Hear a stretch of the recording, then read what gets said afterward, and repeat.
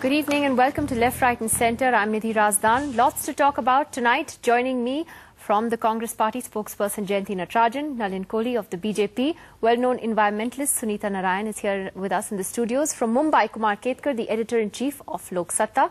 And later we'll be joined by actor Kabir Bedi. On the show tonight, a bitterly divided opposition helps the Congress to victory in the assembly elections. Is the country inching towards one-party rule? And a film on Nehru and Edwina's alleged romance is put off because the government doesn't want love scenes. Is the Congress possessive about Nehru's legacy? But first tonight, if there's one thing that really stood out in Thursday's election results, it was the huge setback to India's biggest opposition party, the BJP. Big losses in both Maharashtra and Haryana, where the party had fallen out with Chautala's INLD, which did surprisingly well, if you remember. All of that just months after the Lok Sabha defeat and a crisis of leadership that has engulfed the party. So what were BJP leaders doing today? They were busy with Vasundhara Raje's resignation. Yes, she has finally resigned. That saga is over. That brings us to our first question tonight. Is the country inching towards one-party rule?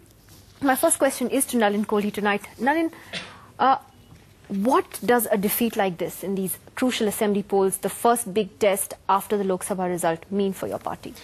Well, I think we need to look at it dispassionately. In Maharashtra, certainly it's a defeat and a victory for the Congress and the NCP, and a very good victory for them because they are doing it for the third time.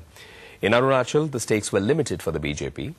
In Haryana, we have only increased our tally from 2 to 4. It's not in terms of a very large increase, or the fact is that the opposition was divided. Otherwise, clearly, there seemed to have been a wave against the Congress party there. And the fact that our alliance broke off at the last minute due to various factors, we were not able to capitalize on it. So if you look at the opposition forces, which is basically Mr. Chautala at 32, BJP at 4, that's 36, and 6 to Mr. Bishnoi's party, that's 42. So it's really the opposition's mandate rather than the Congress party, which has come down from a dramatic 67 to 40. So it's not a setback for the BJP in Haryana. In Haryana, it would be a setback for the Congress, which was hoping to ride the wave that they had done very well in the Lok Sabha and won 9 out of 10. So that's one part. Second is about the issue that you're raising. Are we looking at, say, a one-party... No, but before we get to that, okay. I want to ask you what lessons the BJP has learned, if it has learned any, from the Lok Sabha defeat. Well, I think every election will bring you a fact that if you win it, then the lesson learned is you did well with your strategy or well with whatever you politically planned. If you have lost it, obviously, you have not been able to convey and something is wrong with your own strategy.